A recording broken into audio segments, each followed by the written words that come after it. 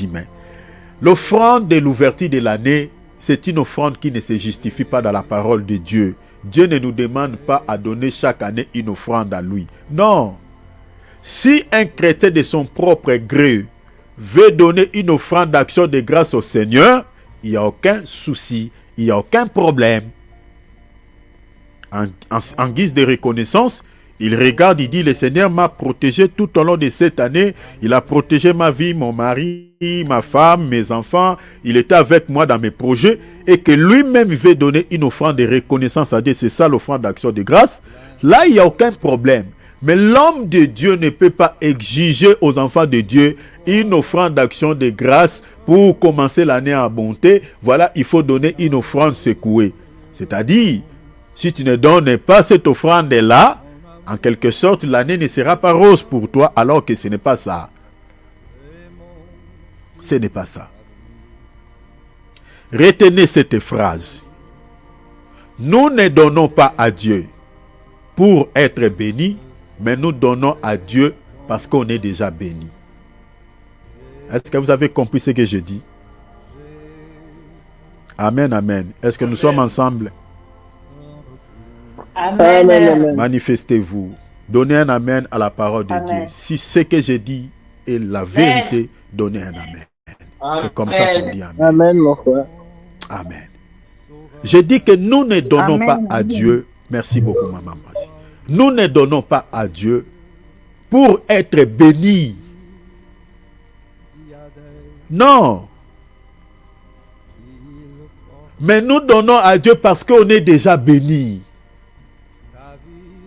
Jésus à la croix de Golgotha, il s'est fait pauvre pour nous enrichir. Nous sommes déjà bénis de toutes sortes de bénédictions en Christ dans les lieux célestes. Ephésiens chapitre 1er, verset 3e. Nous sommes déjà bénis. Maintenant, qu'est-ce que les faux prophètes disent aux gens? Donne pour que tu sois béni. Non. Regarde, il y a certains qui diront que, mais la Bible dit, si tu sèmes peu, tu moissonneras peu. C'est-à-dire, si tu sèmes beaucoup, tu donnes beaucoup à Dieu, Dieu te donnera aussi beaucoup. Ça, ce sont des principes de la loi du sémail et de la récolte. Ça n'a rien à foutre avec la bénédiction. Un chrétien, même s'il ne donne pas, le fait qu'il est en Christ, Jésus, c'est lui la bénédiction. Est-ce que vous êtes d'accord avec moi? Amen. Jésus en nous, c'est déjà la bénédiction spirituelle. Regarde ce qu'il dit à l'église de Laodicée. L'église de Laodicée qui se croyait être riche physiquement, mais alors elle avait perdu la bénédiction spirituelle. Jésus dit à cette église, il dit, mais tu crois être riche, tu crois être béni physiquement, matériellement et financièrement, alors que tu es pauvre, parce que tu n'as pas la vraie bénédiction. La vraie bénédiction, c'était quoi? C'était l'or éprouvé par les faits. Je suis dans Apocalypse chapitre 2, chapitre 3, je crois. Lisez les versets 15 jusqu'au verset 18. Tu n'as pas la vraie richesse, l'or éprouvé par les faits. Et l'or dont Jésus parlait, il était bel et bien question de lui. Job chapitre 22, versets 24 à 25. Et vous savez que toute bénédiction matérielle commence d'abord par la bénédiction spirituelle. Tu ne peux être béni physiquement si tu n'es pas béni d'abord spirituellement. Est-ce que vous comprenez cela? Si dans la spiritualité, tu n'as pas la bénédiction, c'est-à-dire physiquement, tu n'auras rien. La bénédiction commence d'abord dans la spiritualité. Je parle pour nous les chrétiens. Regardez par exemple, je vous donne un exemple. La vie de notre bien-aimé Joseph. Est-ce que vous voyez? Joseph, avant d'être béni, avant d'être élevé physiquement, sa bénédiction et son élévation commençaient d'abord spirituellement. Commençaient d'abord spirituellement. Dieu lui montrait dans la spiritualité qu'il était très élevé, très béni que ses frères. Il voyait les gerbes. Et parmi ces gerbes, il y a une gerbe qui était très élevée que toutes les autres gerbes. Sa gerbe était très élevée. Donc il était béni dans la spiritualité plus que ses frères, parce que la gerbe qui était plus élevée que les autres gerbes, c'était bel et bien lui. Et les autres gerbes qui étaient courtes, c'était l'image de ses frères. Il voyait les 11 étoiles venir se prosterner devant lui. Lui-même, il était la 12e étoile, parce que Jacob avait 12 fils. Je parle de 12 fils sans compter les femmes, parce que Jacob a eu aussi des filles. Mais comme en Israël, on ne comptait pas les femmes, parce que ça aussi c'est prophétique, on ne comptait que des hommes. Mais Jacob avait au-delà de 12 enfants. Il a vu les 11 étoiles, l'image de ses frères, venir se prosterner devant lui. Dans la spiritualité, Joseph était déjà béni par Dieu, était déjà élevé par Dieu. Et si vous regardez la vie de ces derniers, sur le plan physique, vous allez voir que Dieu l'avait aussi béni, Dieu l'avait aussi élevé. Ce qui était dans la spiritualité, c'est ce qui était par la suite des temps, était matérialisé. Ses frères qui étaient l'image des 11 étoiles, qui étaient venus se prosterner devant lui, dans la pauvreté, dans la souffrance, lorsque la famine battait son plein à ces temps-là, c'était Joseph qui était maintenant la source. C'est lui qui pouvait aider financièrement, vous comprenez, matériellement sa famille. C'est lui qui avait pris sa famille en charge. Vous connaissez l'histoire. Mais sa bénédiction avait commencé d'abord spirituellement. Donc je suis allé là-bas pour nous dire que nous les enfants de Dieu, nous ne donnons pas à Dieu pour être bénis, mais nous donnons à Dieu parce que nous sommes déjà bénis. Parce que Jésus-Christ en nous, c'est la bénédiction. Ça ne peut pas être possible qu'un chrétien qui a Jésus-Christ dans son cœur, dans sa vie, et être maudit ou vivre les malédictions de la part des sorciers. Ce n'est pas possible, ça ne se fait pas. Je parle des vrais chrétiens, des chrétiens authentiques. Même s'il y a la présence des sorciers dans nos familles. Cher enfant de Dieu, si tu as réellement Jésus, ils verront ta bénédiction, ils verront ton élévation. Regardez la vie de notre bien-aimé Joseph. Joseph vivait dans un milieu hostile, entouré de plusieurs ennemis. Il était haï de tous ses frères. Il était détesté. Mais dans un milieu hostile, dans un milieu où il y avait des épines, c'est dans ce milieu-là que Dieu l'avait élevé. Peu importe les influences de la sorcellerie dans nos familles, peu importe la présence de gens mauvais dans nos familles, Dieu peut nous élever au milieu d'eux. Ils nous verront être élevés, être bénis. Ils voient comme ça. Et c'est ça ce que Dieu fait aussi également. Mais tu dois être un enfant de Dieu authentique pour que la bénédiction qui est Christ en toi se matérialise. Parce que l'or et l'argent appartiennent à Jésus. Si tu as Jésus, Jésus te donnera de l'or. Si tu as Jésus, Jésus te donnera de l'argent. Si tu as Jésus, Jésus te donnera. Ces choses-là vont se matérialiser. Parce que c'est lui le créateur. C'est lui qui est notre tout. David a dit, j'étais jeune, j'ai vieilli, je n'ai jamais vu un juste abandonné. J'étais jeune, j'ai vieilli, bien que dans la révélation, cela explique d'autres choses. Mais ici, je suis dans la doctrine. J'étais jeune, je n'ai jamais vu un juste abandonné. Ni ses fils, ni ses enfants mendiaient son pain.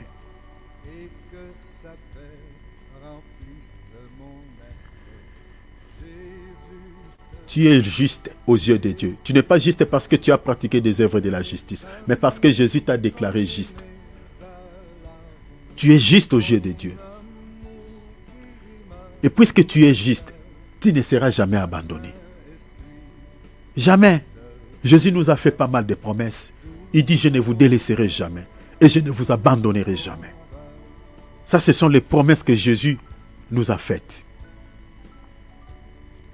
Alors quand on donne à Dieu, on ne donne pas pour être béni. On donne parce qu'on est déjà béni. Et en deuxième lieu, nous manifestons également notre fruit, le fruit qui abonde en nous. Notre amour envers le Seigneur, notre foi envers le Seigneur.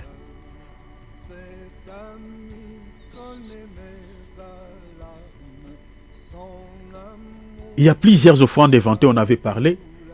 Réécoutez les vidéos précédentes, j'avais expliqué beaucoup de choses. Que ce soit les consultations prophétiques payantes. Vous voyez, dans certaines églises, c'est-à-dire vous ne pouvez pas venir consulter l'homme de Dieu les mains vides. Il faut toujours détenir quelque chose entre tes mains que tu vas laisser entre les mains de l'homme de Dieu. C'est comme ça. Je connais pas mal des églises. Là où moi je suis sorti, c'était comme ça. Les consultations prophétiques étaient payantes. Étaient payantes. Si vous n'avez rien, vous n'allez pas être reçu par l'homme de Dieu. Parce que vous n'avez pas de l'argent. D'ailleurs, l'homme de Dieu va te blâmer. Tu dis, toi, tu viens aux consultations prophétiques et tu viens les mains vides. On va te blâmer. Et ces modèles-là, beaucoup des hommes de Dieu ont pris ça où? C'est dans la loi de Moïse. Si vous lisez par exemple Samuel 9, dans l'ancien temps, ça s'est passé comme ça. Tout celui qui veut aller visiter Dieu ou consulter Dieu via son serviteur doit toujours amener les présents, doit toujours apporter l'argent.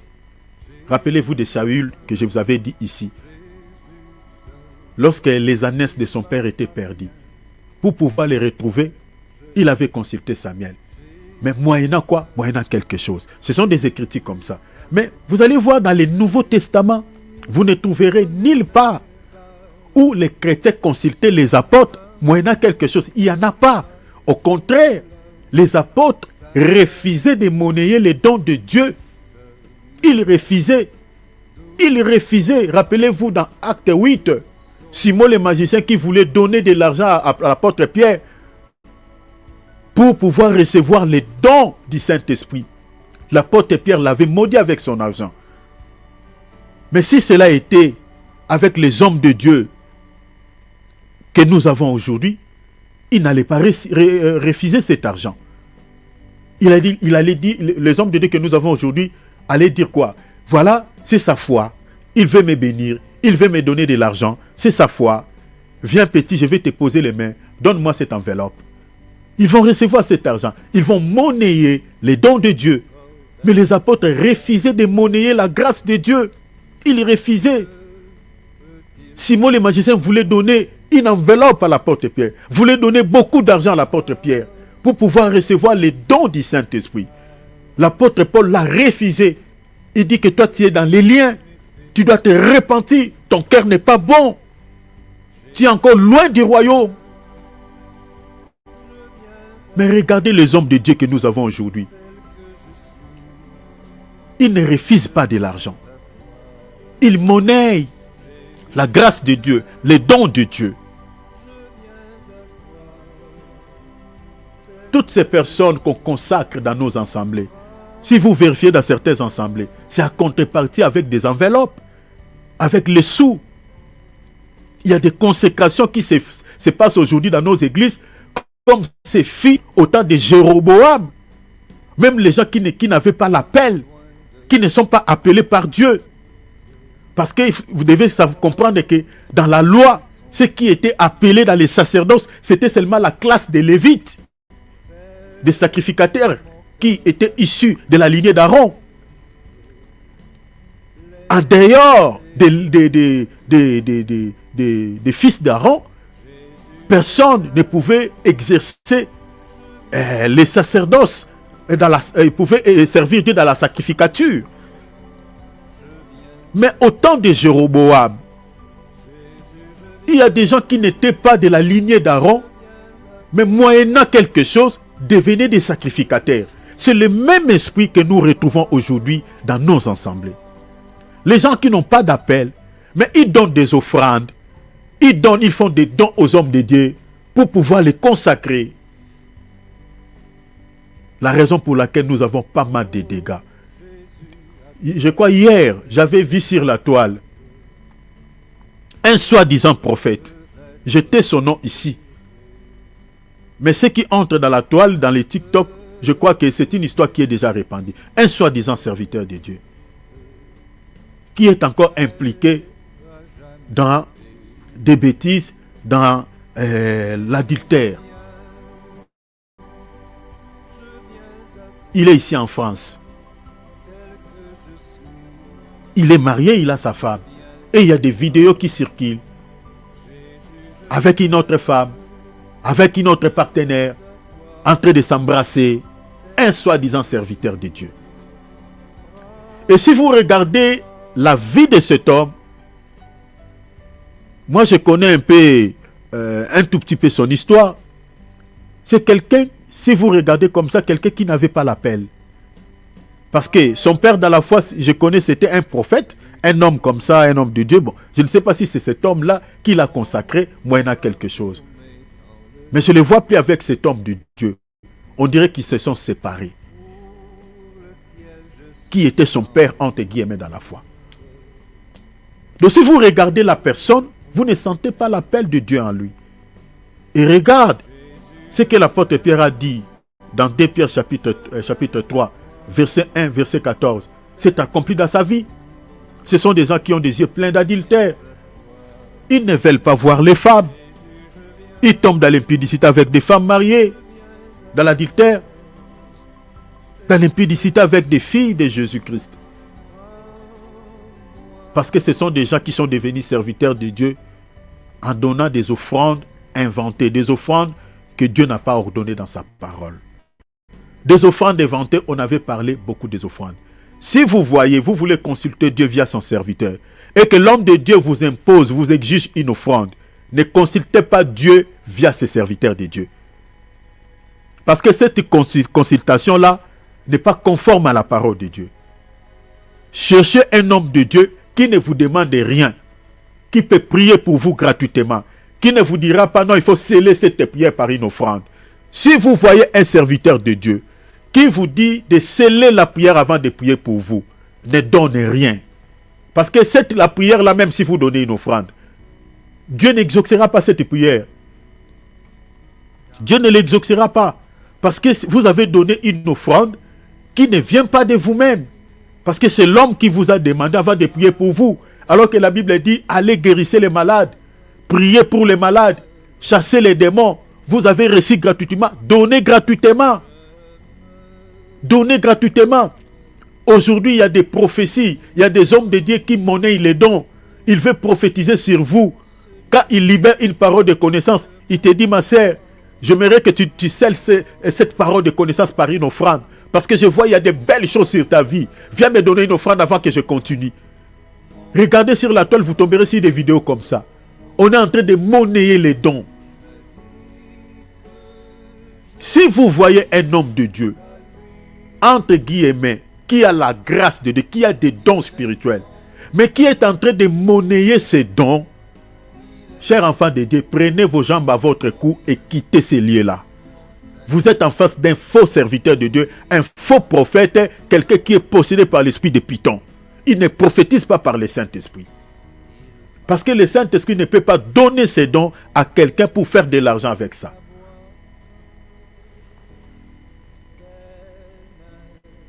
Alors, comment donner à Dieu? L'offrande dans la grâce, selon les enseignements des apôtres, est volontaire. Retenez ça. Ça doit venir de vous. Vous êtes libre. La Bible dit c'est pour la liberté que Christ nous a franchis. L'offrande dans la grâce, d'après les enseignements des apôtres, c'est fait de manière volontaire. Librement. Selon quelle écriture? Selon 2 Corinthiens chapitre 9, verset 7. Que chacun donne librement, comme il a résolu à son cœur, sans tristesse ni contrainte. Car Dieu aime celui qui donne avec joie. Vous pouvez associer ces versets avec 1 Corinthiens chapitre 16, verset 2. Je cours vite. Alors, j'avais expliqué un élément important ici, que la dîme en tant qu'une offrande dans la dispensation de la loi, la dîme, que ce soit les offrandes dans les Tanakh, dans la loi, dans la Torah, était liée à des bénédictions et à des malédictions. Les offrandes et les dîmes dans la loi étaient associées à des bénédictions et à des malédictions. Selon quelle écriture? Selon Malachie chapitre 3, 8 à 10. Ici, Dieu est en train de dire que vous êtes en train de me voler dans les dîmes et dans les offrandes. Vous êtes frappé par la malédiction. Est-ce que vous voyez? Parce que l'Israël ne donnait plus les dîmes, ne donnait plus les offrandes. Eh bien, au lieu de recevoir la bénédiction, Dieu les maudit. Maintenant, Dieu leur dit dans le verset 10, apportez dans la maison du trésor toutes les dîmes et les offrandes afin qu'il y ait la nourriture. Et le Seigneur leur promet la bénédiction. Il dit la bénédiction ici est conditionnée. Donc si vous payez vos dîmes, si vous donnez des offrandes, c'est ainsi que je vous bénirai. Donc si vous ne donnez pas les offrandes, vous ne respectez pas mes ordonnances, vous ne payez plus les dîmes, eh bien, au lieu d'être béni, je vous maudirai. Et c'est ce passage favori que beaucoup des hommes de Dieu utilisent pour menacer les enfants de Dieu avec des paroles de malédiction. Voilà pourquoi les maladies ne quittent pas vos familles, parce que vous êtes des voleurs, vous êtes sous la malédiction, parce que vous ne payez pas vos dîmes. Voilà pourquoi vos activités n'avancent pas. Voilà pourquoi dans vos mariages, il y a toujours des problèmes. Voilà, parce que vous êtes en train de voler Dieu, parce que vous êtes sous la malédiction. Et les chrétiens qui ne lisent pas leur Bible, qui n'ont pas l'Esprit de Dieu, ils croient à ces balivernes, ils croient à ces niaiseries que l'homme de Dieu est en train de libérer, de dire que bien c'est ça. Alors que ta situation, ce que tu traverses dans ta vie, n'a rien à foutre avec la dîme. Ce n'est pas le fait que tu ne payes pas la dîme. Ce n'est pas le fait que tu ne donnes pas à Dieu. Dieu lui-même, il sait que tu es même pauvre. Il s'inquiète pour pouvoir te bénir financièrement. Mais vous allez voir en face devant un faux prophète, il dit que votre situation est liée au fait que tu ne payes pas la dîme. Si tu es pauvre financièrement, si tu n'as pas de moyens, si tu ne trouves pas de bon travail, si tes activités ne marchent pas, si dans ton mariage il y a toujours des turbulences entre toi et ton conjoint, c'est parce que tu ne payes pas la dîme. C'est faux, c'est du mensonge, c'est faux et archi faux. Les chrétiens dans la dispensation de la grâce ne sont plus tenus d'observer l'ordonnance de la dîme. Parce que c'est le Colossiens chapitre 2, verset 14, la Bible dit, Jésus a effacé l'acte dont les ordonnances nous condamnaient. Nous sommes déjà libérés de cette ordonnance de la dîme. Ces paroles de malédiction de Malachie 3.8 ne concernent pas l'Église. Concernent l'Israël qui refusait de payer la dîme d'après Néhémie chapitre 10, lisez le verset 13. Lisez 13 et 10. Donc dans la nouvelle alliance, si tu ne donnes pas à Dieu, Dieu ne te maudira pas. Il ne te maudira pas. Le Seigneur sait que bon, tu n'as pas donné, bien que tu as de l'argent mais tu n'as pas donné. Le Seigneur ne va pas te maudire comme il disait aux enfants d'Israël. Non. Pourquoi le Seigneur ne va pas te maudire? Parce qu'il y a déjà un homme sur la croix de Golgothe qui s'est fait maudire à ta place. L'homme de Galilée, la malédiction qui devait tomber sur nous, il était déjà tombé sur lui. Lisez Galates chapitre 3, 13, 14. La Bible dit, maudit soit quiconque est pendu au bois. Jésus s'est fait maudire à notre place. La malédiction de la loi était tombée sur lui. Donc aujourd'hui, même si tu ne donnes rien à Dieu, Dieu ne te maudira pas. Je ne dis pas non plus qu'il ne faut pas donner. Non. Tu donneras. Mais si dans ton cœur, tu as pas mal de problèmes, tu n'arrives pas à donner, il n'y a aucun problème. Dieu ne te maudira pas. Alors,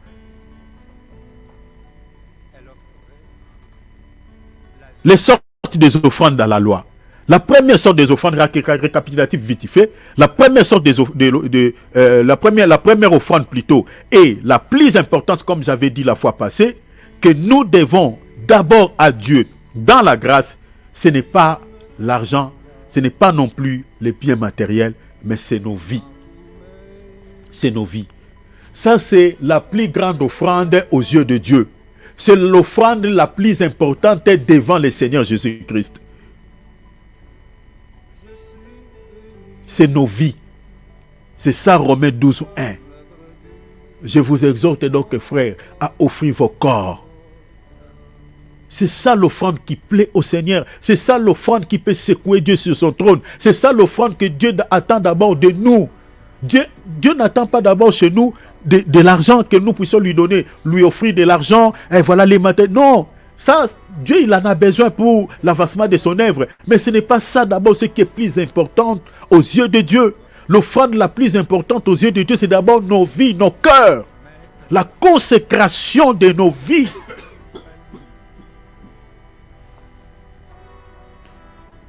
Et cette offrande qui plaît au Seigneur doit posséder au moins 3 caractères, d'après Romains 12, 1. Doit être vivant, doit être agréable, doit être saint. Quand on vit dans la sainteté, quand on s'éloigne du péché, quand on se présente à Dieu, on se donne à Dieu, eh bien, on sera agréé par le Seigneur comme un sacrifice de bonne odeur. Voilà pourquoi, en tant qu'enfant de Dieu, tu dois toujours mener une vie de sainteté. Tu dois toujours vivre dans une vie de pureté, afin que quand tu vas prier, quand tu vas s'offrir à Dieu, dans la prière et dans le jeûne, le Seigneur t'agréera comme une offrande de bonne odeur. Il sentira l'odeur de l'encens dans le ciel. Il y a une bonne odeur qui vient de la terre. Pourquoi? Parce que ta vie d'abord plaît au Seigneur. Tu vis déjà dans une vie de pureté, tu vis déjà dans une vie de sainteté. C'est-à-dire quand tu es en train de prier, le Seigneur sentira le fumée qui monte de la terre vers le ciel. L'encens, il sentira la bonne odeur.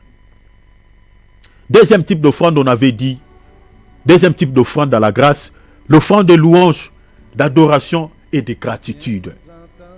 Ça, c'est la deuxième type d'offrande, c'est là qu'est l'écriture, Hébreux chapitre 13, verset 15 à 16. Et puis, lisez 1 Pierre chapitre 2, verset 5.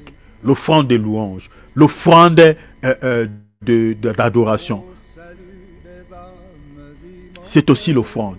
Voilà pourquoi tout chrétien ne peut pas commencer d'abord la prière en demandant des choses à Dieu. Tu dois d'abord commencer la prière par l'adoration. C'est ça notre Père qui est dans les cieux, que ton nom soit sanctifié. Quand on chante le nom de Dieu. Quand on prie, quand on adore, on élève le nom de Dieu. On élève la parole. Parce que la parole, c'est ça le nom de Dieu. Le Seigneur, ce qu'il attend de nous, c'est ça. La Bible dit que tout ce qui respire loue le Seigneur. Si tu sais que c'est Dieu qui te donne tous les jours la vie que tu as, tu dois lui offrir le sacrifice de louange. Parce que Dieu attend cela. La louange est un sacrifice agréable à Dieu, sous la grâce. Troisième type d'offrande dans la grâce, l'offrande des bonnes œuvres et des partages. Et des partages. Chaque acte de bonté, de don et d'aide est une offrande à Dieu. C'est là qu'est l'écriture, Hébreux 13 et 16, traduction français courant. N'oubliez pas de faire les biens et de vous entraider fraternellement, car ce sont de tels sacrifices, vous comprenez, c'est-à-dire de telles offrandes qui plaisent à Dieu. Vous comprenez? Donc l'entraide, quand on s'entraide, on se soutient mutuellement, fraternellement. Bien aimé, c'est aussi l'offrande. Beaucoup de chrétiens ne savent pas. Le soutien financier que tu es en train de porter à ton frère, le soutien matériel que tu es en train de porter à ton bien-aimé, c'est aussi une offrande que tu donnes à Dieu. C'est écrit, Hébreux 13, 16. Dans la traduction Louis II, on parle de bienfaisance et la libéralité. Un chrétien, il y a le beau comme un kaku, azalagate. En tant que chrétien, tu dois apprendre à aider les gens. Si tu es quelqu'un qui touche de l'argent, si tu es quelqu'un qui a des possibilités, tu dois apprendre. D'ailleurs, si tu as le Saint-Esprit mettra dans ton cœur cet esprit de libéralité, d'aider. Nous prenons par exemple dans nos familles, nous avons des gens qui nous ont causé pas mal de tort. Nous avons des personnes qui nous ont causé pas mal de problèmes. Mais c'est là, moi, tel que je suis là, ma femme est là, cela ne m'empêche pas à aider même ces personnes. Parce que je suis en train d'accomplir la parole de Dieu. Si on les fait pour les païens, à combien plus forte raison pour ceux-là que nous partageons la même foi. Est-ce que vous comprenez? Un chrétien doit avoir, si tu es chrétien, tu dois posséder les dons de la libéralité. Tu dois avoir ça. Le Saint-Esprit te mettra cela. Chrétien, tu dois apprendre à aider, à soutenir les gens avec des moyens que tu as. Cela n'est pas forcément que tu puisses posséder beaucoup d'argent ou beaucoup. Non, non. Le paix que tu as, tu dois apprendre à aider avec ces paix-là. Donc, troisième type d'offrande dans la grâce, l'offrande des bonnes œuvres et des partages. Donc, ayez l'esprit de partage. Il ne faut jamais manger seul. Il ne faut jamais savourer toute cette bénédiction seule. Il faut avoir l'esprit de partage. C'est très, très important. Je lis encore Tite.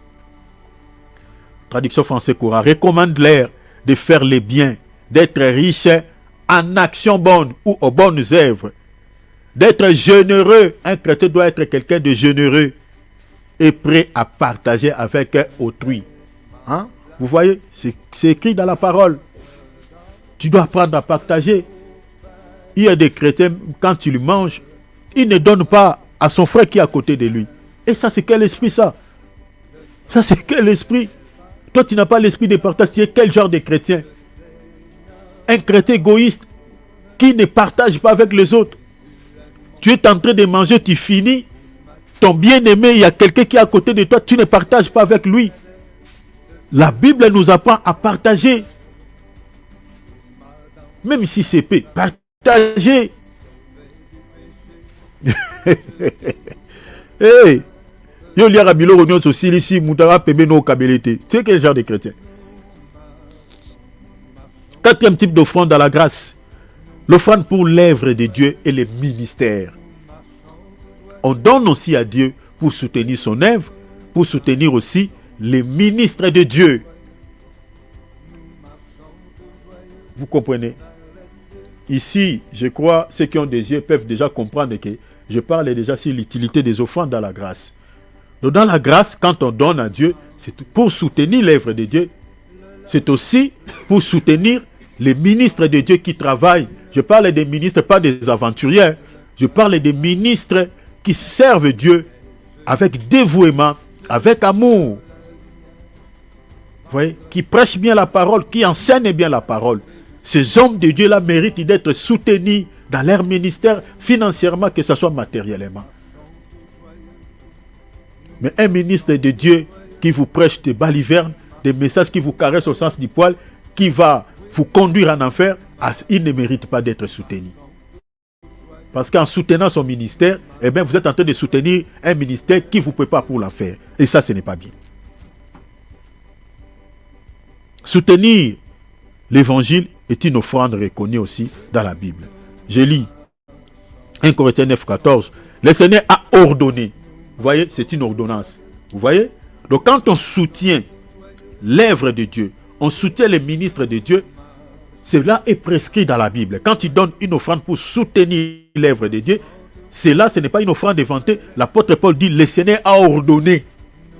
A ordonné quoi? À ceux qui annoncent l'évangile de vivre de l'évangile.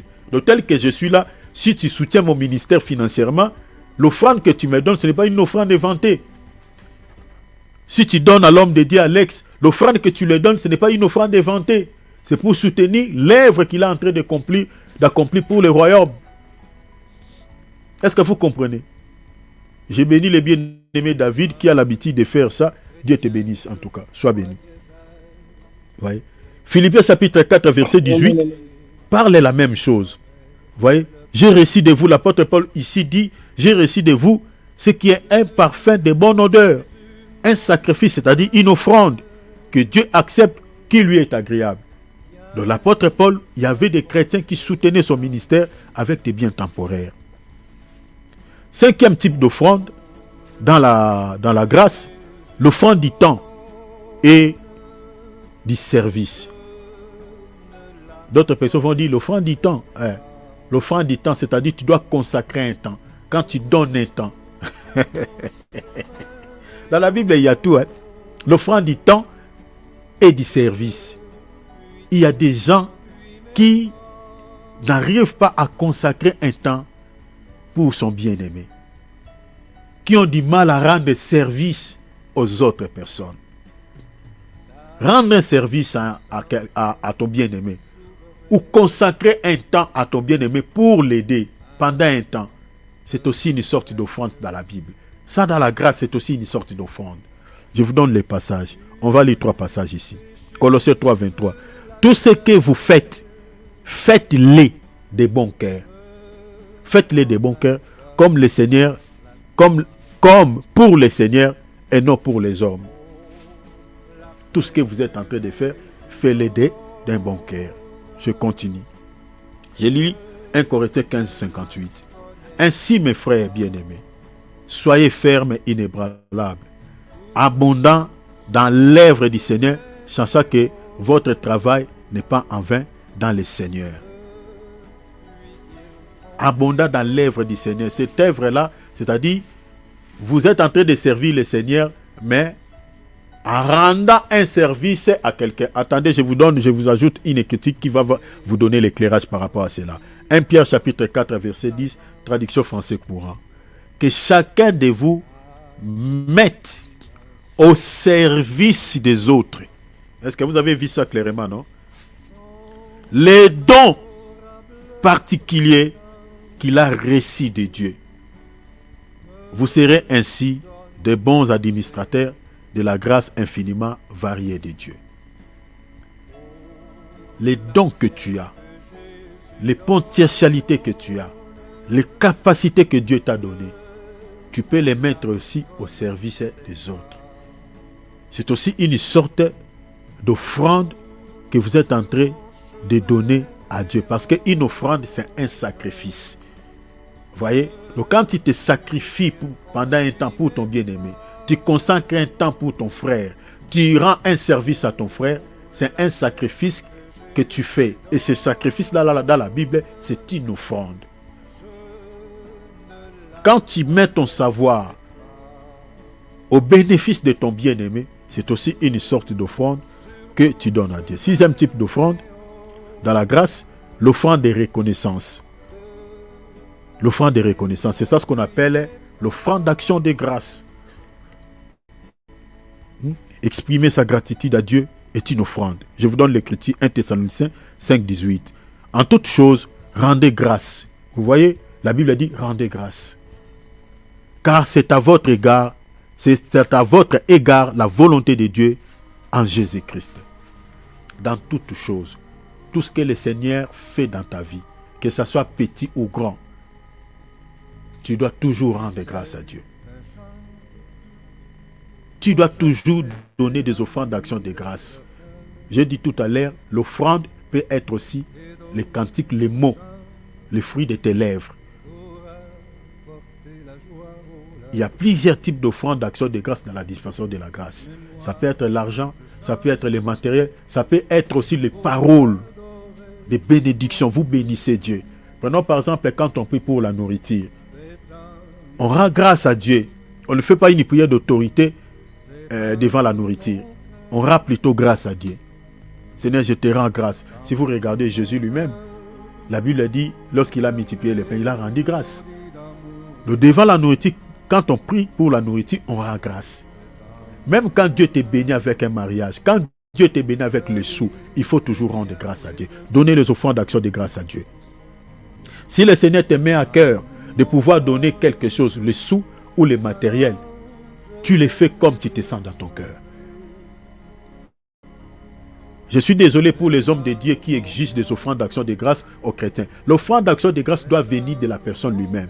L'homme de Dieu ne peut pas exiger à un chrétien de donner une offrande d'action de grâce à Dieu. Comme nous avons fini l'année là par la grâce de Dieu. Oui, on peut bien faire une prédication sur les offrandes d'action de grâce comme je suis en train de les faire. Mais vous ne pouvez pas imposer cela aux enfants de Dieu. Vous ne pouvez pas exiger cela aux enfants de Dieu. Distribuer des enveloppes, voilà, mettez vos offrandes d'action de grâce ici, l'offrande d'ouverture de l'année, vous devez donner des offrandes. Non, non, non, ça ce n'est pas une offrande d'action de grâce.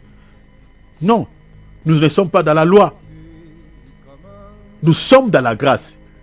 Donnez un enseignement sur les offrandes d'action de grâce, mais laissez les enfants de Dieu libres de pouvoir les faire. Vous ne pouvez pas dévancer les enfants de Dieu en leur remettant déjà des enveloppes. Voilà, mettez vos offrandes d'action de grâce ici. Non, non, ça, ce n'est pas une offrande d'action de grâce. Ça, c'est une exigence. C'est pour la liberté que Christ nous a franchis. Nous ne sommes pas dans la loi. Toi, fais ton travail, donne l'enseignement. Et laissez les enfants de Dieu être libres de mettre tout ce qu'ils veulent. Il y a certains qui peuvent donner de l'argent. Certains peut-être faire, donner des matériels. Voilà, laissez-les libres. Colossiens chapitre 3, verset 17. Et quoi que vous fassiez, en parole ou en œuvre, faites tout au nom du Seigneur Jésus, à rendre grâce par lui à Dieu le Père. Tout ce que nous pouvons faire, le Seigneur nous dit quoi? De rendre toujours grâce. Et dans 2 Corinthiens chapitre 3, verset 11 à 13, ici c'est clair. Ici, vraiment c'est clair. Verset 11, la Bible dit, vous serez de la sorte enrichis en tous égards pour toute espèce de libéralité qui par notre moyen feront offrir à Dieu des actions de grâce. Est-ce que vous voyez? Ici, les libéralités sont considérées comme des actions de grâce. Vous voyez? Quand on fait une offrande librement à Dieu, on donne librement quelque chose à Dieu, c'est aussi une offrande d'action de grâce. C'est-à-dire, les libéralités, c'est aussi des offrandes d'action de grâce. Quand tu donnes à Dieu librement, cette offrande-là est considérée aux yeux de Dieu comme une offrande d'action de grâce. Donc, si vous lisez jusqu'au verset 13, vous allez voir, il y a pas mal de détails. Donc, dans la grâce, les offrandes sont volontaires, spirituelles, matérielles, motivées par l'amour, non par contrainte, comme je l'ai dit tout à l'heure, et fondées sur l'œuvre accomplie de Christ, l'œuvre de la croix accomplie par le Seigneur Jésus-Christ. Voilà quelques sortes d'offrandes que nous retrouvons dans la grâce. Alors, qui sont censés de gérer les offrandes? Qui sont censés, dans la grâce, gérer les offrandes au sein de l'Église? Avant de parler, parce que le dernier point, je parlerai ici, l'utilité des offrandes. Qui sont-ils censés, dans la grâce, de gérer les offrandes? Bien aimés, si vous avez les calepins, notez ce que je suis en train de vous dire. Parce que ça, ce sont des enseignements qui sont prohibés, qui sont prohibés par certains hommes de Dieu. Ils sont vraiment interdits. Ils n'en parlent pas. Parce que ce sont des sujets tellement sensibles. Oh là là, nous n'avons pas la force contre la vérité, nous n'avons que pour la vérité. Qui sont censés, dans la grâce, gérer les offrandes au sein de l'église? Ce n'est pas des églises locales. Regardez, chers enfants de Dieu. Les offrandes ne sont pas gérées par une seule personne sans redevabilité, mais par un groupe de personnes redevables et selon les critères bibliques. Je reprends pour ceux qui écrivent. J'ai dit ceci. Les offrandes, les collectes que nous avons l'habitude de faire dans nos réunions ne sont pas gérées par une seule personne. C'est-à-dire, c'est l'homme de Dieu seul qui gère l'offrande et il n'est redevable à personne. Que Dieu nous aide. Parce que si c'est les pasteurs et les bergers de l'église qui gèrent l'offrande, il ne sera redevabilité à personne. Alors que selon la Bible, ce n'est pas comme ça. Donc les offrandes ne sont pas gérées par une seule personne, un seul individu, sans redevabilité, mais par un groupe de personnes redevables et selon les critères bibliques. Ces gens-là qui sont censés de gérer les offrandes doivent remplir les critères que nous retrouvons dans la parole de Dieu. On ne peut pas placer quelqu'un gérer la caisse de l'église qui ne remplit pas les critères de la parole de Dieu. Parce que dans certaines assemblées, l'homme de Dieu n'a confiance des personnes. Il va mettre à cette position sa femme. Et sa femme, elle est redevable à personne. Parce que c'est la femme de l'homme de Dieu Qui peut aller lui poser la question, lui dire que voilà maman, est-ce que tu peux nous dire, nous rendre des comptes et nous dire combien était entré aujourd'hui dans la réunion d'aujourd'hui? Combien les gens ont donné à Dieu? Si vous osez le faire, eh bien, vous allez être peut-être excommunié de l'église. L'homme de Dieu peut vous livrer à Satan. Oh là là. Regardez un ricochet, on va faire un ricochet sur l'histoire de Judas Iscariote. Dira le ministère de Jésus, celui qui détenait la caisse de l'église, l'église du Seigneur. C'était Judas Iscariote. Il était redevable au Seigneur et aux disciples. Parce que c'est lui qui détenait la caisse de l'église. Et Judas devait à chaque fois rendre compte. Peut-être, si vous lisez les Écritures, vous n'allez pas peut-être les voir. Mais je vous dis que Judas rendait compte au Seigneur de ce que les gens ont donné comme offrande à Dieu. De ce que les gens donnaient, mettaient dans les paniers comme offrande. Et tout disciple était censé aussi de pouvoir savoir combien les gens ont donné.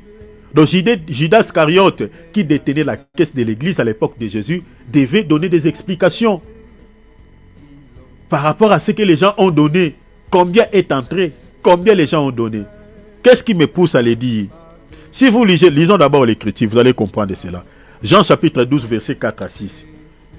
Parce que je suis allé là-bas pour dire que tout celui qui gère l'offrande, qui gère la caisse de l'église, doit être redevable aux anciens de l'église, que ce soit aux ministres de Dieu. Doit rendre des comptes. Vous ne pouvez pas remettre la caisse de l'église, quelqu'un qui gère l'offrande de l'église, et la personne ne rend pas la compte. Il n'est pas redevable. Non, ça ne se fait pas. Ça ne se fait pas.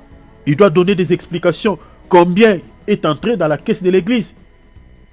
S'il y a eu des dépenses, il doit donner des justifications claires, des preuves. Ça se passe comme ça. Regarde, je lis Jean 12, 4, 6. Mais l'un des disciples, Judas Iscariote, celui qui allait les trahir, dit, verset 5, pourquoi n'a-t-on pas vendu, j'ai pris les versets, vous connaissez déjà l'histoire, pourquoi n'a-t-on pas vendu ces parfums pour 300 deniers et donné l'argent aux pauvres? Vous connaissez cette histoire? Cette femme, la sœur de Lazare, Marie, qui était venue briser les parfums aux pieds de Jésus, vous comprenez? Et c'était un parfum qui coûtait, qui était des valeurs. Et Judas s'est inquiété, il dit, mais pourquoi il a gaspillé ce parfum comme ça sur tes pieds? Pourquoi n'avons-nous pas récupéré ce parfum et le vendre 300 deniers et donner cet argent aux pauvres? Mais regardez maintenant dans le verset 6, c'est ici que nous comprenons que Judas volait dans la caisse de l'église parce qu'il n'était pas correct. La Bible dit, Jean dit ici que Jean l'apôtre, il dit cela non parce qu'il se souciait des pauvres, mais parce qu'il était voleur. Et comme il avait la bourse c'est-à-dire la caisse ou les porte-monnaies, est-ce que vous comprenez? La porte-monnaie de l'église ou la caisse de l'église, comme cela était à sa possession. Et qu'est-ce que Judas Iscariote faisait? La Bible dit, il prenait ce qu'on y mettait. Est-ce que vous voyez ça? Mais posez-vous maintenant la question. Comment Jean sait que Judas mettait la main à la caisse de l'église? Il volait de l'argent. Il savait parce que Judas devait donner des explications de la somme qui est entrée à la caisse de l'église. Il était redevable. Maintenant, lorsque peut-être, prenons par exemple, comment Jean sait que Judas était voleur. Prenons par exemple si aujourd'hui, les gens donnent par exemple 100 € ou 100 $ comme offrande à l'église. On a compté. On demande à Judas combien est entré? 100 €. Maintenant, on n'a pas dépensé de l'argent. Après 2 jours, on demande à Judas, est-ce que tu peux nous donner ces 100 euros là pour faire ceci, pour faire cela? Judas dit non, ce n'est plus 100 euros, mais c'est maintenant 50 euros. Oh, Judas, où est parti l'autre 50 euros? Oh, moi aussi, je ne sais pas. Parce que il y a les non-dits de la Bible. Donc on peut comprendre pourquoi Jean est en train de dire que Judas était voleur. C'est quand on fait des analyses. Parce qu'on peut faire parler de la Bible aussi ce que la Bible n'a pas dit. Les non-dits de la Bible. Parce qu'il savait comme ça. Parce que tu ne peux pas attraper quelqu'un voleur si vous ne vérifiez pas, s'il n'y a pas de vérification, s'il n'y a pas de preuves. Donc il savait ce qui entrait à la caisse de l'église. Les gens savaient, les disciples savaient les montants que les gens donnaient comme offrande. Le Seigneur aussi savait. Maintenant, quand on sait que c'est 100 $ qui est entré, mais après quelques jours, on demande à Judas, donnez-nous cette somme-là qui était entrée à la caisse pour acheter du pain. Hein, vous savez, non? Si vous lisez Jean 4, le Seigneur dit aux apôtres, vous avez faim, prenez l'argent, allez acheter du pain. Vous comprenez? Donc tout ce qu'on donnait, c'est là aider le Seigneur pour pouvoir accomplir bien son ministère et puis aider aussi les apôtres qui étaient avec lui. Ça leur permettait d'acheter des choses pour pouvoir manger. Maintenant, quand on lui demande par exemple, donnez ces 100 euros, nous allons acheter du pain pour pouvoir manger, acheter quelques fruits. Judas ne donnait pas l'argent correctement. L'argent était moins. C'est comme ça que les apôtres comprenaient que celui que le Seigneur a mis à la caisse de l'église, c'est un voleur. Il vole l'argent. Donc tout celui qui gère la caisse de l'église, qui gère des offrandes, doit être redevable aux anciens, que ce soit aux ministres de Dieu. Alors, ceux qui sont censés de gérer les offrandes au sein de l'église sont premièrement les ministres de Dieu, c'est-à-dire les apôtres, ça peut être les prophètes, les pasteurs, ainsi de suite, ou l'évangéliste. Premièrement, les hommes de Dieu. Pourquoi je dis cela? Parce que si vous lisez même les Actes des apôtres, vous allez voir que ceux qui géraient les offrandes dans l'église du Seigneur, l'église primitive, c'était d'abord les ministres de Dieu, les apôtres. Avant de pouvoir remettre cette tâche aux diacres, c'était d'abord les ministres. Parce que les ministres de Dieu ont la responsabilité, d'abord sur le plan spirituel, pour pouvoir superviser, au fait, c'est-à-dire ils ont la responsabilité de manière sur le plan spirituel, que ce soit aussi sur le plan physique. Ils gèrent tout. Ils ont cette charge-là. Parce que n'oubliez pas, un ministre de Dieu peut aussi jouer le rôle d'un évêque, peut aussi jouer le rôle d'un diacre. Donc dans les ministères, il y a tout. N'oubliez pas cela. Que cela ne vous scandalise pas si vous voyez un ministre de Dieu, un pasteur qui gère les offrandes. Que cela ne vous scandalise pas. Parce que c'est aussi biblique. Parce qu'un ministre de Dieu, il a la charge, donc la charge de l'église, la charge sur le plan spirituel, est entre ses mains. C'est lui qui gère. C'est lui que le Seigneur a mandaté. C'est lui aussi qui doit choisir des bonnes personnes qui doivent gérer les offrandes de Dieu. Donc, à part Jésus dans l'église, c'est d'abord les ministres de Dieu. Donc, un ministre de Dieu peut aussi gérer les offrandes que les gens donnent au Seigneur. Mais attention, il y a un petit détail que je vais vous donner ici. Les ministres qui sont censés de gérer les offrandes doivent également remplir les critères établis dans la parole. Parce que ce n'est pas n'importe quel ministre de Dieu qui est censé de gérer les offrandes ou la caisse de l'église. Tout ministre de Dieu qui est censé de gérer la caisse de l'église, qui est censé de gérer les offrandes, doit remplir les critères bibliques établis dans la parole par les apôtres. s'il ne remplit pas ces critères-là, il ne peut pas gérer la caisse de l'église. Parce qu'aujourd'hui, nous avons des ministres qui s'enrichissent. Vous voyez, qui s'enrichissent, voilà, derrière les dos des enfants de Dieu. Toutes les offrandes que les gens donnent à l'église, l'homme de Dieu, il récupère cet argent à lui-même. Il fait ce qu'il veut avec cet argent. Il n'est redevable à la personne.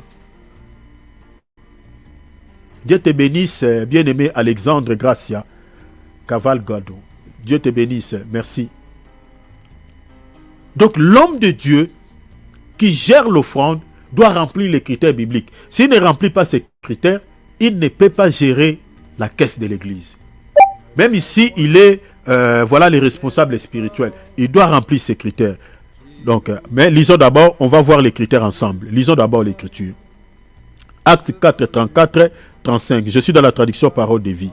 Parmi eux, personne ne manque de rien. En effet, tous ceux qui ont des champs ou des maisons les vendent. Ils apportent l'argent. Vous comprenez? Ils apportent l'argent de ce qu'ils ont vendu. Et ils les donnent aux apôtres. Vous voyez, ils donnaient ces argents aux apôtres, aux ministres, aux apôtres. Et qu'est-ce que les apôtres faisaient avec cet argent? Ensuite, on distribuait l'argent et à chacun reçoit ce qui lui est nécessaire. Ici, j'explique déjà même l'utilité des offrandes. L'argent, l'offrande que les gens donnaient à l'église n'appartenait pas, cet argent-là, à l'homme de Dieu, non. C'était l'argent de l'église. C'était pour pouvoir distribuer aux enfants de Dieu qui étaient dans la détresse. Ici, déjà, si on n'aura pas le temps, à titre de rappel, déjà, je donne.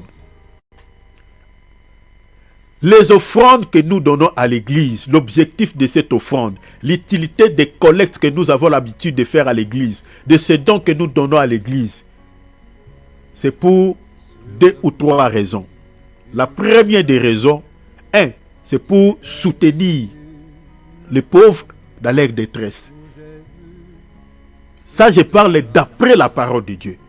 Le but des offrandes dans la dispensation de la grâce, c'est pour assister les gens qui sont dans la détresse, les pauvres. Les pauvres parmi lesquels nous avons des veuves qui sont dans la détresse, qui n'ont pas de mari, qui ne savent plus quoi faire, qui ont des familles, qui ont des enfants. L'homme est mort, il est resté avec des enfants. Ces gens-là, si il est dans une église où l'argent entre, l'église doit les prendre en charge. C'est ça l'objectif pour lequel on donne des offrandes à l'église. Pour aider les pauvres, les gens qui sont dans la détresse, les veuves, les orphelins, les enfants qui ont perdu les parents, qui n'ont pas des gens qui peuvent l'aider à payer leurs études. Prenons par exemple avec toutes ces réalités que nous avons en Afrique. Vous voyez, il faut payer pour étudier. Si vous n'avez pas de l'argent, eh bien c'est compliqué. Des orphelins qui n'ont pas de parents, qui n'ont plus de soutien financier. Ces gens-là, s'ils sont chrétiens, les offrandes qui entrent à l'église, les collectes que nous mettons, c'est pour aider ce genre de catégories de personnes. C'est pour aider les chrétiens qui sont malades. Aider les chrétiens qui sont emprisonnés peut-être à cause de l'évangile. Je ne parle pas des chrétiens qui ont commis des crimes, non. Des chrétiens qui sont peut-être accusés faussement ou qui sont incarcérés dans des prisons, voilà, à cause de la parole. L'argent qui entre à l'église, c'est pour aider ces chrétiens-là. Aider les pauvres. Ça, c'est la première des raisons. Deuxième des raisons, c'est pour soutenir aussi l'œuvre de Dieu. Vous comprenez? Soutenir l'œuvre de Dieu. Ici, il y a beaucoup de choses que je peux dire. Parce que soutenir l'œuvre de Dieu, on peut soutenir la mission des serviteurs de Dieu, parce que les ministères bougent. Parce que selon la Bible, ceux qui dirigent l'église, ce n'est pas les ministres, mais ce sont les anciens. Mais un ministre aussi peut diriger l'église en tant qu'ancien. Parce que si vous lisez, je crois, l'épître de 2 Pierre quelque part, vous allez voir que l'apôtre Pierre aussi dirigeait une église quelque part. Et l'apôtre Pierre, si vous lisez ces passages, il s'est présenté comme un ancien. Il dit, moi ancien comme vous. Donc l'apôtre Pierre, en dirigeant une église, il était devenu un évêque. Donc un ministre de Dieu, quand il dirige l'église, il n'est plus dans sa posture en tant que ministre, mais il est dans cette posture en tant qu'ancien ou un évêque. Parce que le ministère n'est pas statique, le ministère bouge. Est-ce que vous comprenez? Le ministère bouge. Le ministère se déplace. Mais ceux qui sont permanents, qui dirigent les églises permanentes, ce sont des évêques, ce sont des anciens. Ça, c'est selon. Je crois que quand je parlerai sur le sacerdotalisme, on va vous expliquer tous ces détails. Alors, vous comprenez ici, donc, j'étais en train de dire que les apôtres, ce sont les ministres de Dieu qui gèrent en premier lieu les offrandes. Mais ces ministres-là doivent remplir les critères établis dans la parole de Dieu. Si un ministre de Dieu ne remplit pas ces critères, eh bien, ne peut pas gérer la caisse de l'église. Sinon, il va vous créer beaucoup de soucis. Vous savez, je connais une église ici en France où c'est bon. C'était quelqu'un, une servante de Dieu, qui avait dépensé plus de 100 000 euros de l'église. Et l'église lui avait porté plainte, lui avait amené à la justice pour pouvoir rembourser cet argent de l'église. Vous voyez de telles personnes. Donc, c'est-à-dire, on lui avait placé à ces postes sans tenir compte des critères qui sont établis dans la parole de Dieu. Donc, un ministre de Dieu qui est censé de gérer l'argent de l'église doit remplir ces critères. Les critères établis dans la Bible. Je vous donnerai tout à l'heure ces critères-là. Et puis, selon la parole de Dieu, nous voyons ici dans Acte 4:35 que tout l'argent qui entrait dans la caisse de l'église, cet argent-là, les premiers bénéficiaires, c'était d'abord les gens qui étaient dans la détresse, les gens qui étaient dans la souffrance. Donc ça, c'est l'objectif primordial pour lequel nous donnons à Dieu. C'est pour soutenir les gens qui sont dans la détresse. En deuxième lieu, je dis que les offrandes que nous donnons à Dieu, c'est pour pouvoir soutenir aussi l'œuvre de Dieu.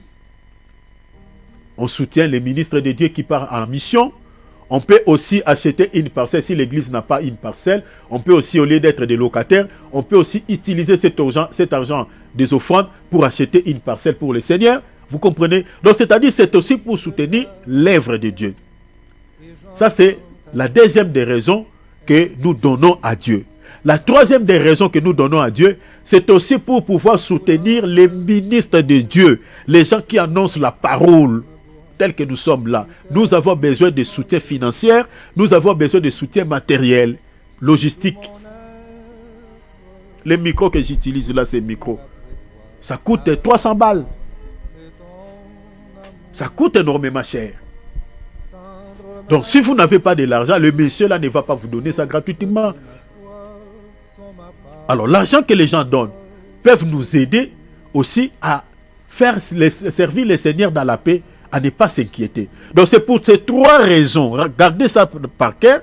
Je vous donnerai, si on aura le temps, les versets. Si on n'aura pas le temps, je crois que je mettrai un point virgule sur ce sujet et puis on parlera sur les faits. Donc, ça, ce sont les trois raisons majeures pour lesquelles on donne à Dieu. N'oubliez jamais ça. Premièrement, c'est pour aider les pauvres qui sont au milieu de nous dans l'église. Parce que nous avons des pauvres au milieu de nous. Les gens qui n'ont rien, qui souffrent, qui sont dans la détresse. Il y a des chrétiens qui sont malades, des chrétiens qui sont prisonniers. Il y a des chrétiens qui sont, qui sont veuves. Il y a des chrétiens qui sont orphelins. Donc, toutes ces tendances confondues qui sont au milieu de nous, l'argent que nous donnons à l'église, c'est pour aider ce genre de personnes. Même si vous lisez par exemple Jacques chapitre 1er, je crois, ou chapitre 2, verset 27, l'apôtre Jacques dit quoi? La bonne religion consiste à rendre visite aux orphelins et aux veuves. C'est ça la vraie religion. Est-ce que vous comprenez? Assister ces gens-là dans leur détresse. Tout à l'heure, je vous donnerai des passages. Alors, ça j'explique déjà l'utilité des offrandes. Je lis Tite chapitre 1er, verset 7. Ici, je vous donne déjà quelques critères établis dans la parole avant d'établir Jacques 1, 27. Merci, mon frère. Merci. Je lis Tite chapitre 1 verset 7, traduction parole de vie. Les principaux responsables de l'église, on parle ici des anciens ou des évêques, on dit est chargé des affaires de Dieu. Donc ils sont chargés des affaires de Dieu. Il doit donc mener une vie sans faute, qui ne soit pas orgueilleux, ni coléré, ni buveur, ni violent. Maintenant, la partie qui nous intéresse, c'est la dernière partie, qui ne cherche pas à gagner de l'argent de façon malhonnête. Vous voyez déjà, ça c'est parmi l'un des critères avant d'établir quelqu'un à la caisse de l'église. Vous devez remarquer déjà ce frère-là, il n'a pas l'esprit, voilà, il n'a pas l'amour de l'argent. Il n'est pas quelqu'un qui cherche à gagner de l'argent de façon malhonnête, qui n'est pas dans des histoires, dans l'escroquerie. Attendez, je vous donnerai quelques textes, vous allez voir que les gens dans l'église de Corinthe, les gens qu'on avait confiés les offrandes de l'église de Jérusalem, c'était des gens qui étaient reconnus à l'église, qui avaient des bons témoignages, parce que ça fait partie des critères. Donc avant d'établir quelqu'un à la caisse de l'église, ça doit être quelqu'un qui est d'abord reconnu, ça fait partie des critères, qui a un bon témoignage. Attendez, je lis encore Tite chapitre 3 verset 2 et puis virgule 7. Il faut donc que l'évêque soit responsable, parce qu'un évêque, c'est un ancien, ça peut être aussi un ministre de Dieu. Parce que ce sont les évêques ou les anciens qui dirigent les églises d'après la parole, la vérité de la Bible. Après, les ministères, ça, voilà, comme je l'ai dit, ça se déplace. Mari d'une seule femme ne peut pas être un polygame, sobre, quelqu'un de droit, modéré, quelqu'un qui s'éloigne de tout excès, réglé dans sa conduite, quelqu'un de correct, hospitalier, quelqu'un de compatissant, propre à l'enseignement. Je lis le verset 3 dans la traduction français courant. Qu'il ne soit ni buveur ni violent, ni buveur ni violent, mais doux et pacifique. La partie qui m'intéresse, c'est la dernière partie. Qu'il ne soit pas attaché à l'argent. Quand vous voyez les ministres de Dieu que nous avons aujourd'hui, qui aiment tout le temps marteler sur l'argent, matin, midi, soir. L'argent, l'argent, comment donner à Dieu l'argent. Ces genre de personnes, si vous les remettez à la caisse de l'église, eh bien, ça ne sera plus, l'argent ne sera pas correct. Il va voler. Quand vous voyez un serviteur de Dieu qui aime tout le temps parler de l'argent, il ne remplit pas les critères bibliques. Il n'est pas spirituel. Il est trop charnel. Il parle que sur l'argent, l'argent, l'argent, l'école des millionnaires, l'argent, l'argent. Et si vous remettez la caisse de l'église entre ses mains, vous dites que non, c'est lui qui va gérer les offrandes. Après un mois, allez vérifier cet argent. Qu'il ne soit pas attaché à l'argent. 7. Il faut aussi qu'il reçoive un bon témoignage de ceux du dehors, afin de ne pas tomber dans l'opprobre et dans les pièges du diable. Vous voyez, c'est ça les critères. Témoignage fait partie. Il doit avoir un bon témoignage. Vous vérifiez un peu, vous sondez. Dans les parages, dans les quartiers où il vit. S'il est marié, allez demander à sa femme. S'il a des amis, demandez à ses amis. Comment il se comporte face à l'argent.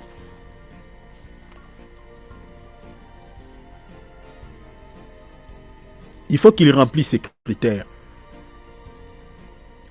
Donc, ça c'est pour les anciens de l'église ou les évêques.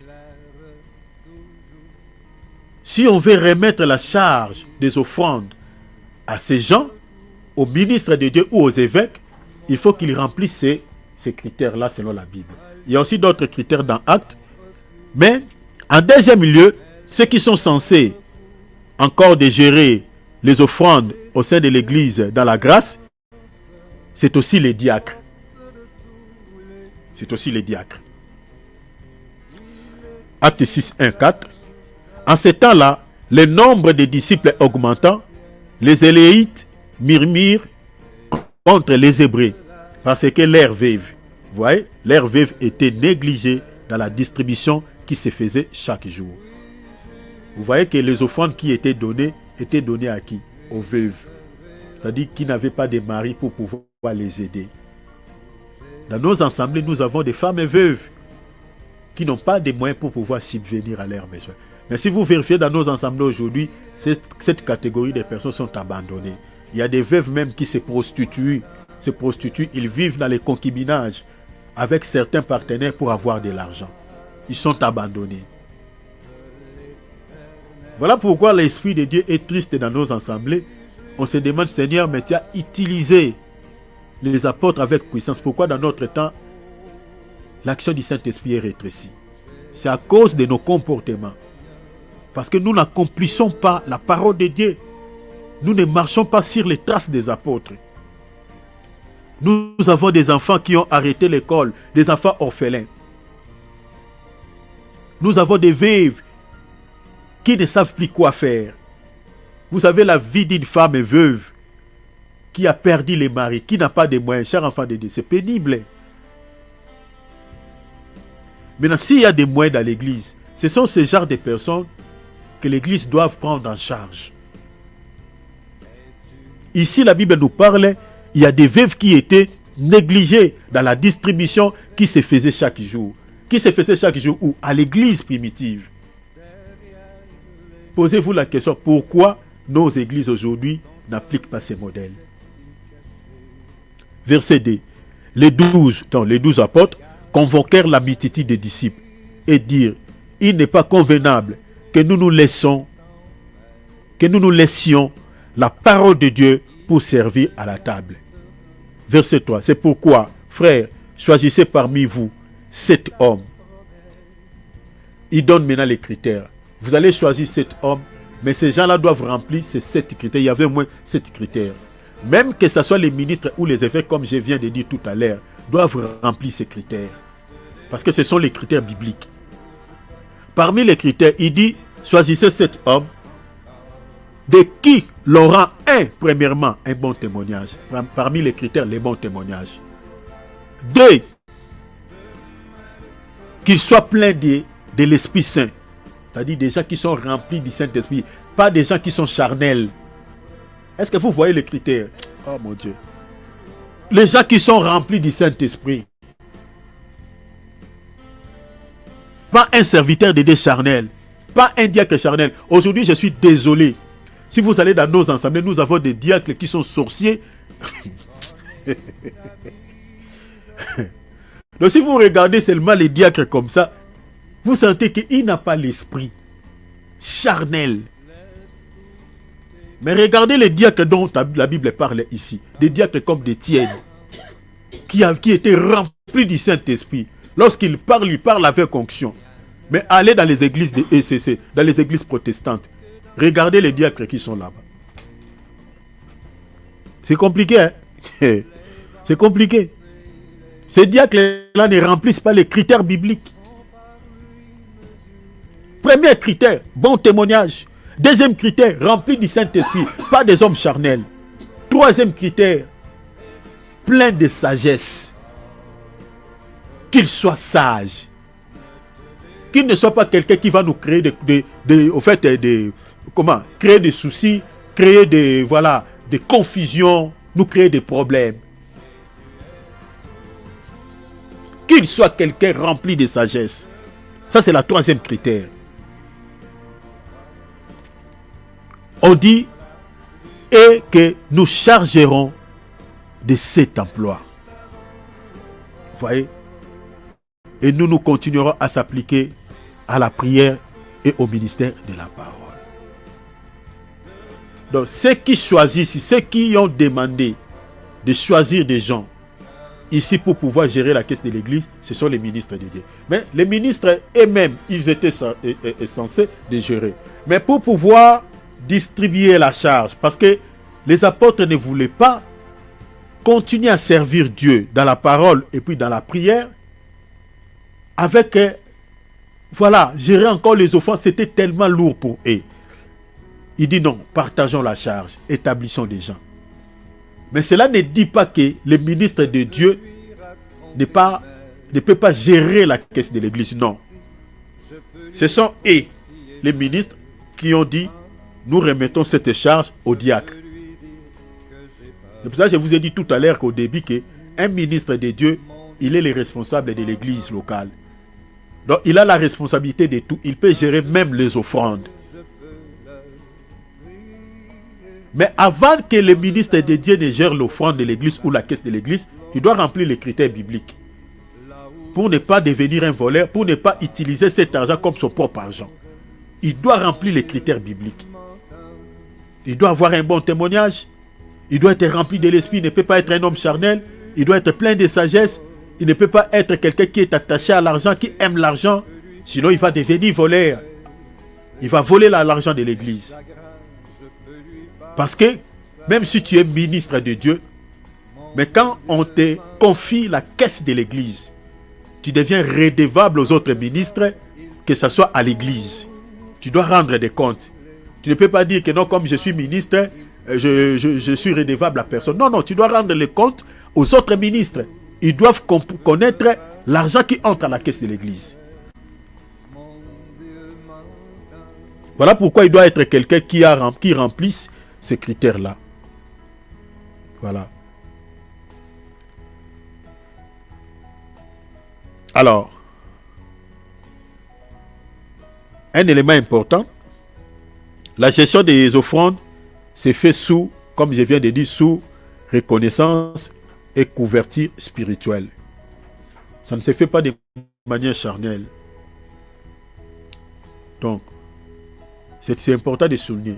La gestion des offrandes dans la grâce, je dis c'est fait sous reconnaissance et couverture spirituelle. N'oubliez jamais cela. Actes 6 et 5, 6. Je lis rapidement. Cette proposition plie à toute l'assemblée. Ils élurent Étienne. Étienne, il y avait 7 personnes. Alors, verset 6, la Bible dit, il les présentait aux apôtres. Vous voyez, les autorités spirituelles. Qu'est-ce que les apôtres ils ont fait? Qui, après avoir prié, leur imposèrent les mains. Est-ce que vous voyez? Parce que vous devez prier. Parce que si cette personne-là n'est pas une bonne personne, en priant, le Seigneur peut vous révéler que la personne que vous avez choisie pour gérer la caisse de l'église, ce n'est pas une bonne personne. Parce que si vous mettez un sorcier, il sera voleur. De deux, il va empêcher que les gens ne donnent pas à Dieu. Il va combattre les gens qui veulent donner. Donc il faut prier, prendre le temps dans la prière, il faut prier et puis imposer les mains sur ces personnes. Ça, c'est un élément important. Alors, des intendants, c'est-à-dire les gens qui gèrent des offrandes, on les appelle aussi des intendants. Les intendants doivent être des personnes fidèles et dignes de confiance selon la Bible. Doivent être des personnes fidèles, c'est-à-dire des gens qui sont reconnus, qui ont des bons témoignages, comme je viens de dire, qui sont reconnus. Si vous êtes dans une église communautaire, ces genres de personnes doivent être reconnus même dans la communauté, dans toute la communauté, qui ont des bons témoignages. Donc, vous voyez, on ne remet pas la caisse de l'église à n'importe qui. Ça, c'est selon la Bible. Attendez, on va lire. Lisons 1 Corinthiens 4, 1, 2. Qu'on nous regarde comme des serviteurs de Christ et des intendants des ministères de Dieu. Or, ce qu'on demande des intendants, c'est qu'ils soient trouvés fidèles. Vous voyez? Donc, celui que vous avez donné l'intendance de l'église, gérer la caisse de l'église, doit être une personne fidèle, selon la parole de Dieu. Ça fait partie aussi des critères. Doit être une personne fidèle. Vous comprenez? Maintenant, par exemple, Jésus dit, si quelqu'un n'est pas fidèle dans des petites choses, il ne sera pas fidèle non plus dans les grandes choses. Luc 16, 10, 11. La personne doit être fidèle. Vous comprenez? Doit être quelqu'un reconnu. Doit être quelqu'un de reconnu. Alors, la gestion des offrandes, comme je l'ai dit tout à l'heure, c'est fait de manière collégiale et transparente. Ce n'est pas un seul individu qui est censé de gérer la caisse de l'église, non. Parce que s'il gère seul, s'il vole, personne ne verra. Vous comprenez? Personne ne verra. L'argent de l'église ou ceux qui gèrent la caisse de l'église doivent être quand même quelques personnes, soit 3, 4 personnes qui gèrent. Vous voyez? Des bonnes personnes. À l'église primitive, on avait choisi au moins 7 personnes, 7 diacres. Donc si on respecte cette écriture, ceux qui sont censés, par exemple, si l'église est grande. Donc, il faut qu'il y ait aussi beaucoup de personnes qui gèrent cette offrande. Vous pouvez mettre même 10 personnes.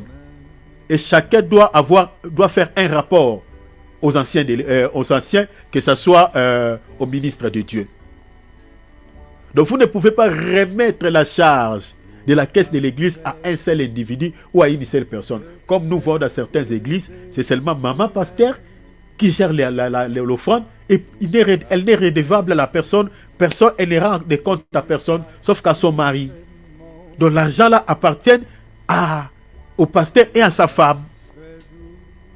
Non, ça ne se fait pas comme ça. La gestion des offrandes dans la grâce s'est fait de manière collégiale et transparente. Je vous donne l'écriture. 2 Corinthiens 8, 19 à 21. 2 Corinthiens 8, 19 à 21. Je lis ici, regardez, c'est l'apôtre Paul qui parle. Il dit, nous évitons qu'on nous blâme au sujet de cette abondante collecte. L'apôtre Paul ne dit pas qu'on me blâme, on dit qu'on nous blâme. Au sujet de quoi? Au sujet des offrandes. Ici, c'est l'apôtre qui parle. C'est-à-dire l'apôtre Paul, tout l'argent là que les gens donnaient, c'est lui qui gérait, mais il n'était pas seul. Ils étaient quelques personnes qui géraient toutes ces offrandes. Mais l'apôtre Paul était redevable aux autres ministres de Dieu. C'est pour cela qu'il parlait des blâmes. Je ne veux pas qu'on nous blâme. Au sujet de quoi? De cette abondante collecte. Il était peut-être avec Tite, avec Timothée, avec peut-être Apollos, parce que c'était ces gens-là qui étaient des compagnons de Paul. Barnabas, vous voyez, il gérait l'offrande. Mais là, l'apôtre dit, je ne veux pas qu'on nous blâme. C'est-à-dire, si on leur demande des explications, les explications doivent être claires. C'est pour ça que je vous dis que les gens qui sont censés gérer des offrandes, ces gens doivent être redevables, doivent rendre des comptes aux autres ministres ou aux anciens de l'Église. C'est ça, en fait, la pensée de l'apôtre Paul ici. Donc, ils doivent des explications que l'argent qu'on a donné, c'était tel montant, c'était tel chiffre. Le matériel que nous avons reçu entre les mains des autres chrétiens, c'était telle chose, c'était telle chose. Voilà, ils doivent des comptes. C'est pour cela qu'il dit, je ne veux pas qu'on nous blâme.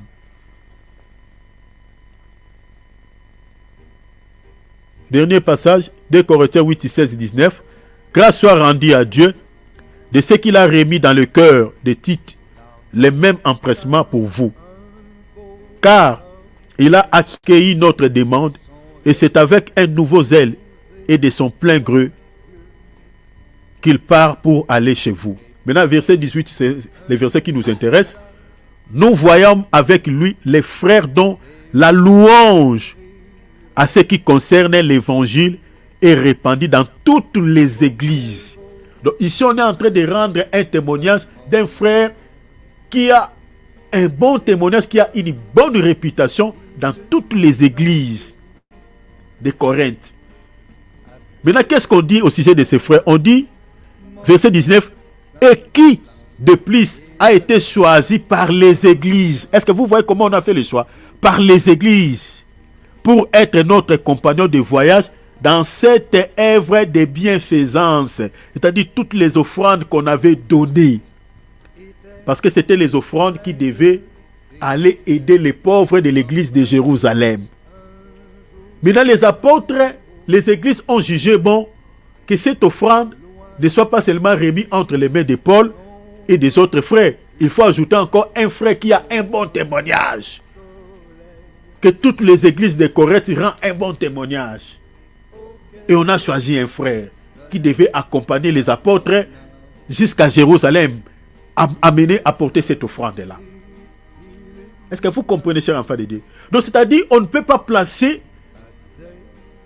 gérer, on ne peut pas placer à la caisse de l'église quelqu'un que vous ne connaissez pas. Est-ce que vous comprenez? Que vous ne connaissez pas. Donc, il faut que ce soit quelqu'un que vous connaissez son histoire, vous connaissez sa réputation. Donc, regardez ici à l'église de Corinthe. On a remis la charge des offrandes de l'église de Jérusalem entre les mains d'un frère qui avait un bon témoignage. L'apôtre Paul lui dit, les frères dont la louange à ce qui concerne l'évangile est répandue dans toutes les églises. Est-ce que vous voyez cela? Donc c'était de telles personnes qui étaient censées de gérer les offrandes. Alors, je m'arrête dans 5 minutes. Mon frère, dis-moi dans 5 minutes, je m'arrête. Je vous explique rapidement 5 minutes. Si je finis pas, je m'arrête. L'utilité des offrandes, et je vais m'arrêter par là. L'utilité des offrandes. Ou soit, je peux...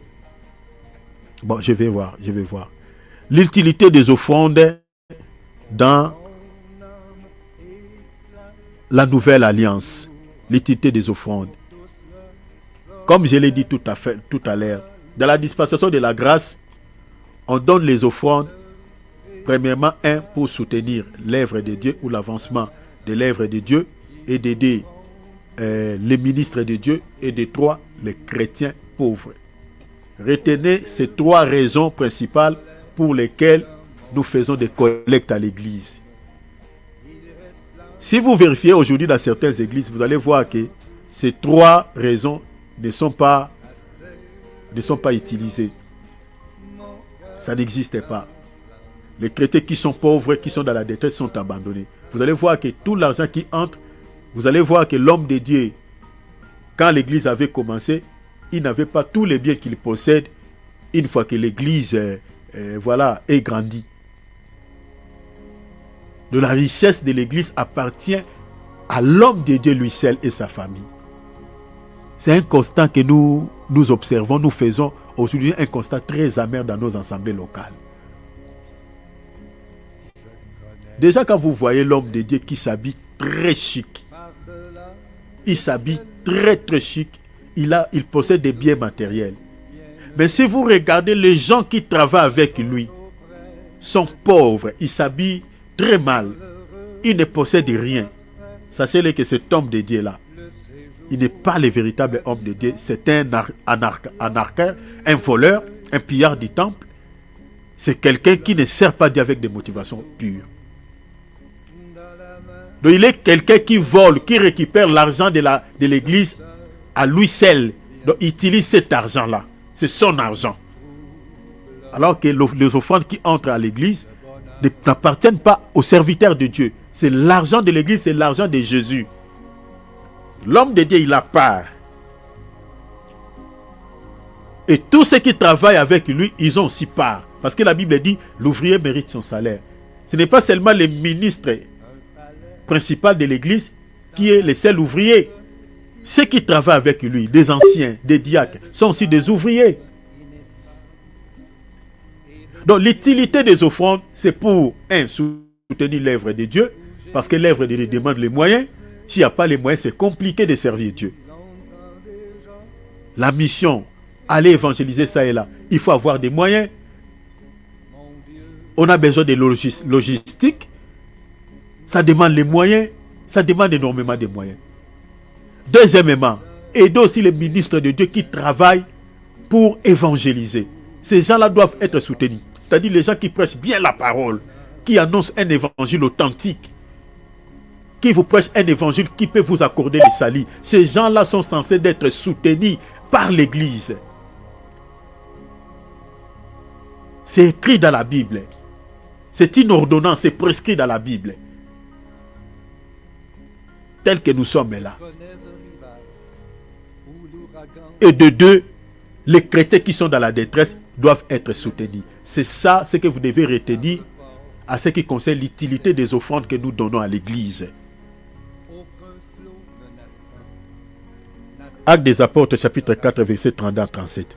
La multitude de ceux qui avaient crié n'était qu'un cœur et qu'une âme, ni ne disait que ses biens lui appartiennent en propre. Mais tout était en commun entre eux. Voilà les modèles de l'Église. Oh mon Dieu. Aujourd'hui là, en tout cas, c'est compliqué, ça fait mal au cœur. Ça fait mal au cœur. Les apôtres rendaient avec beaucoup de force témoignage de la résurrection du Seigneur Jésus, et une grande grâce reposait sur eux tous. Car il n'y avait parmi eux aucun indigent. Il n'y avait pas quelqu'un qui pleurait. Il n'y avait pas quelqu'un qui était malheureux. Pourquoi? Parce qu'on distribuait la richesse, on distribuait l'argent à tout le monde. Personne ne manquait de quoi manger. Mais aujourd'hui, dans nos assemblées, il y a des chrétiens qui viennent prier, qui n'ont pas mis quelque chose sous la dent. Et personne ne connaît sa situation. Il est en train de souffrir tout seul. Il est malade. L'église ne le soutient pas. Je vous dis des choses vraies. Je connais le cas d'un frère qui servait Dieu. Ah, c'est fini. Hein? Voilà. Qui servait Dieu dans une église. Et ses frères, il était dans l'intercession. Il s'est donné à l'œuvre de Dieu. Et à cause de prier beaucoup pour les gens, ces frères-là commençaient à vomir le sang. Et il servait Dieu dans une grande église, que j'étais les noms. L'église, au lieu de prendre ces frères-là en charge, on a abandonné les frères. C'était une grande église où les gens vraiment donnaient à Dieu. Les frères étaient abandonnés. Moi, votre frère, je le dis humblement, c'est moi qui avais donné à l'époque, je peux dire, ça peut être, je ne sais pas, c'était 5000 francs à l'époque, j'avais remis à ses frères, et puis je lui avais acheté une boîte du lait. L'église l'a abandonné. Moi-même qui vous parle là, j'avais reçu une attaque satanique à l'église qui m'avait divisé les visages.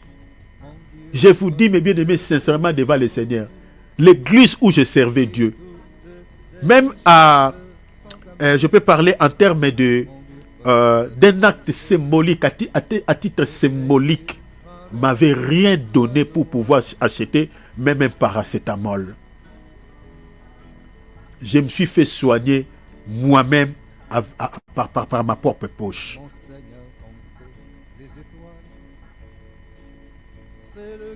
C'est ça les réalités que nous retrouvons dans nos assemblées. L'argent qui entre des offrandes appartient aux hommes de Dieu. Les enfants de Dieu sont abandonnés. Si vous êtes accablé par la situation, l'église ne vous soutient pas. Je m'arrête ici parce que j'ai consommé énormément mon temps. Donc voilà. Retenez ces versets, je vous donne, parce que le samedi, on va parler autre chose. L'utilité des offrandes, notez les versets. Acte 4, 32, 37. Vous allez voir. 1 Corinthiens 16, 1 à 3. Romains 15, 25 à 31. Notez ces versets. Et puis, 2 Corinthiens 8, 1 à 6. 2 Corinthiens 9, 1, 2, jusqu'au verset 8. Donc, tous ces versets-là nous parlaient de l'utilité des offrandes. Mais retenez ces trois raisons majeures que je vous ai données. Donc, aujourd'hui, j'arrête, je mets un point virgule sur cette grande ligne, l'observation de la pratique de la dîme sous l'Ancien et la Nouvelle Alliance. Donc, les samedis prochains, nous allons parler sur la deuxième grande ligne. On parlera sur les fêtes. Comme nous sommes là, demain déjà, le monde va célébrer cette fête satanique de Noël. Donc, on va parler sur ces fêtes. Sinon, merci. Dieu vous bénisse. Merci pour votre écoute, pour le temps que vous avez consacré à la parole de Dieu. Vraiment, le Seigneur vous soit favorable à toutes choses. L'homme de Dieu, Alex, je vous prie de pouvoir nous conduire dans des sujets seulement de prière.